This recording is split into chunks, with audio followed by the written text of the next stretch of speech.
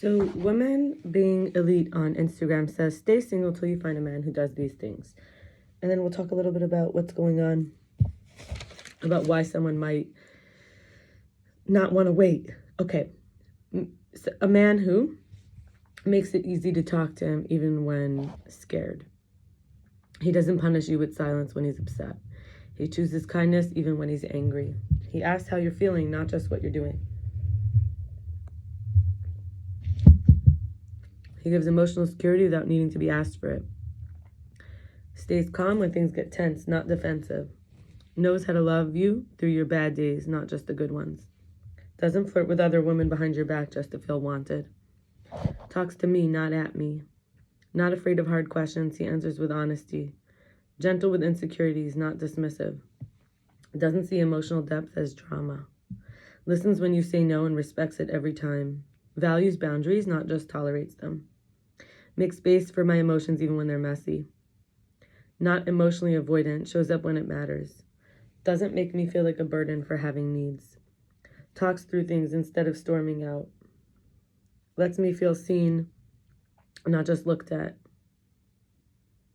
Never makes you beg for clarity or reassurance. Values peace, but not at the cost of silence and suppression. Stays soft with you even when life is hard. Is emotionally generous with his time, his words, and his attention.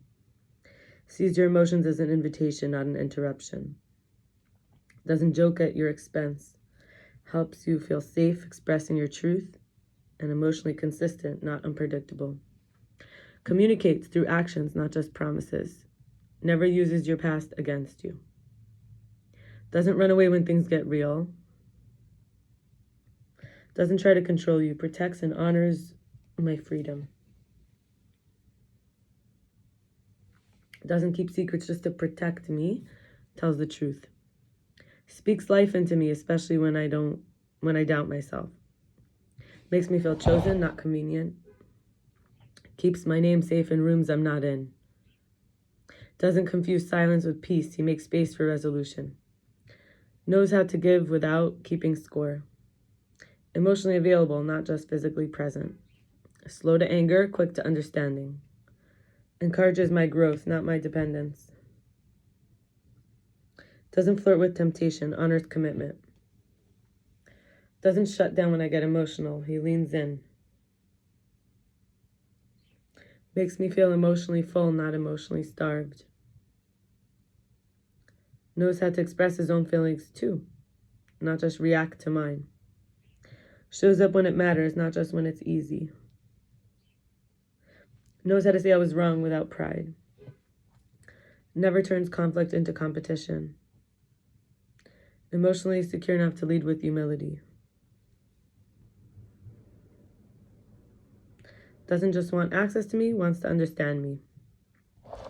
And then the Alpha Women's Club on Instagram also says,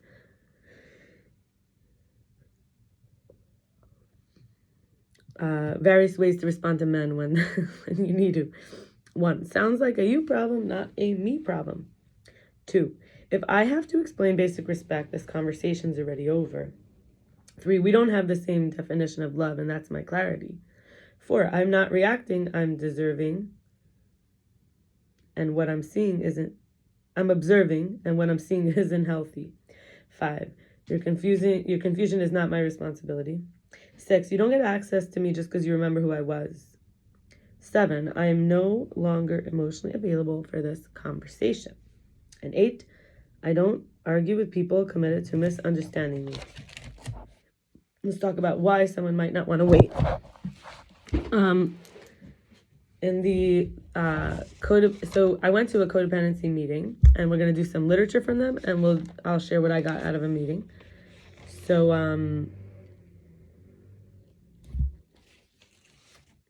in the CODA meeting, I was thinking about graciousness, being curious, clear about who I am and who I'm not, and then not taking responsibility for other people's feelings or projections. Like there was a man, YY Spectre, he was like deciding who I was because of his singleness. He felt like when I didn't want to be with him, he had to say all these mean things about me. My recovery also allowed me to become a better problem solver and see my challenges as puzzles and invitations, but I noticed People might come to me with complaints almost as if I have to figure it all out for them. So finding that balance. There was a woman who was abused for 20 years and she kept saying that the men are bad, maybe transference, maybe impossible standards. Like telling me like basically all men are bad. I recognized I was seeing the negativity and displeasing aspects of a man named Aaron in an out of balance way rather than his gentleness, availability, inspiration, motivation. And noticing that when someone's trying, maybe unconsciously, to get under my skin and not trusting anything they say so I don't rage.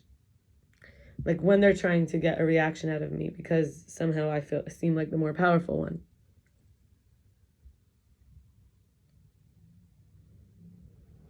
So unconsciously, I feel like sometimes they might be trying to get me to be like,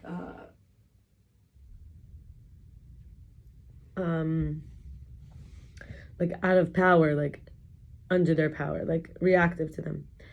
Being the change I wish to see, seeing the good in, with, and from others. I also recognized I was completing a 10-year cycle of disloyalty, not saying no, keeping secrets, repressing feelings. A lot was coming up because of that recently.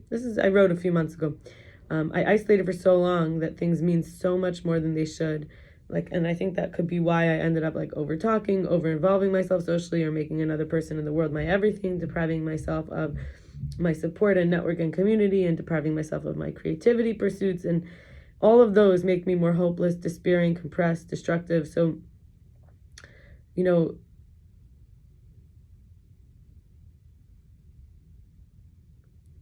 this idea also even of it's not my problem when that someone else doesn't have money, but I care and I can help. I said someone needs help, and they're like, it's not your problem. And I'm thinking about how many people help me. So it could be there's this graciousness, how much I could help with grace and to maintain the grace. So we're talking about grace, grace in waiting. The value in gracefully waiting, in graceful patience, right? And it's sovereign. We're going to talk about why it's sovereign, because sometimes people might be codependent, and this is from the literature growing up in Coda. Unhealthy shame is toxic, transferred, or carried. It's born of overt or covert messages we received as children that we were not enough, unlovable, a nuisance, or defective. And unconscious feelings of shame may fuel our codependent behavior, which leads to more shame, a shame spiral. Like the things I mentioned before, over making someone else more important, oversharing, over talking, trying to figure things out for people, taking on other people's projections, focusing on the negative in people, letting people get me upset, expecting others to change, taking on their beliefs. The abandonment, abuse, and neglect we experience shape our sense of self and lay the groundwork for our unconscious reactions into adulthood. We further discuss the topic of triggers later in the section, which you can go read. Code of Recovery helps us address this toxic emotion and the unhelpful behaviors to which it contributes. We can be free. Self-esteem and self-talk. Many of us feel worthless, inadequate, unlovable, stupid, not enough, and get lost in shame and believe we'll never be as good as those around us, or that there's no solution or end to the feeling. Having been shamed as children, we may carry a sense of worthlessness into adulthood, leaving us with a variety of triggers. Having normalized our caregiver's critical parent voice, we beat ourselves up inside and feel separate from others, unworthy of love and connection. That is something we may have experienced. I'm not saying it's current. Often we repeat the discounting and damaging self-talk we heard as children. In recovery, we learn to love ourselves as we are and speak to ourselves as we would to a beloved friend. Generational shame is when our caregivers may have been unaware that their words were being recorded in our psyche, turning into unhealthy shame and a growing belief that we do not matter. In fact, our caregivers may have been speaking the words that they heard as children, perpetuating the generational transfer of shame. The transferred shame beneath these triggers may appear in our lives and continue to drive our codependent characteristics. In recovery, we learn that we can repair and stop the legacy of generational shame. Sensitivity. As adults, unhealthy childhood shame can take on a life of its own. We may feel rejected by any slight or insensitivity, becoming overly defensive about a comment that had nothing to do with us. As a result, we may isolate ourselves from any perceived threat to avoid the risk of further emotional injury, and we may react as if someone or something is a real threat in order to protect ourselves. Shame blocks is when we find it difficult to identify a particular feeling. Some of us find it helpful to call it shame. We may resist acknowledging I'm feeling shame because it feels overwhelming and we're afraid. Some find that shame is the most important feeling to learn to identify, as it blocks us from feeling our other feelings. If unhealthy shame messages are present, we become confused into thinking that feeling pain is weak and feeling anger is not spiritual. Judgments block our genuine feelings from surfacing. Shame and denial. As we work through the 12 steps of Codependence Anonymous, many of us struggle to release our denial because we're unsure how to be present with these powerful feelings safely. Consistently and courageously working the steps and going to meetings helps us to break out of our denial, isolation, and fear. We gain insight and a sense of safety as we identify with others in our fellowship. We learn to accept and feel our feelings, coming to trust that all feelings have a purpose and are not meant to destroy us. We learn that the shame messages from our childhood are untrue, and we came to know our own unique, precious qualities. We became willing to let our recovery path show us the way out of denial.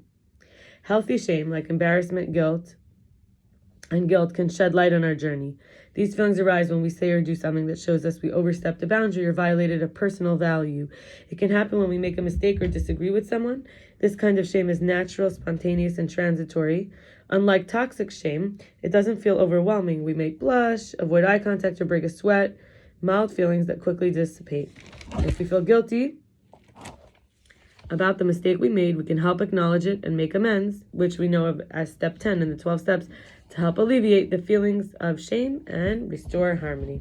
We'll stop here. I wish everybody all the best. Peace and balance and grace, and just recognizing that God, I praise Hashem really for just rescuing me always and giving me all the best and helping me to feel supported and loved and, safe in the world. And may we all experience emotional availability and being slow to anger, quick to understanding. May we all be that person who I described earlier. Stay single till you find that kind of guy. May we all have that kind of guy and be that kind of woman for, in the ways that it applies to us. Each one individually, a man, a woman, whoever you are. Okay, bye-bye.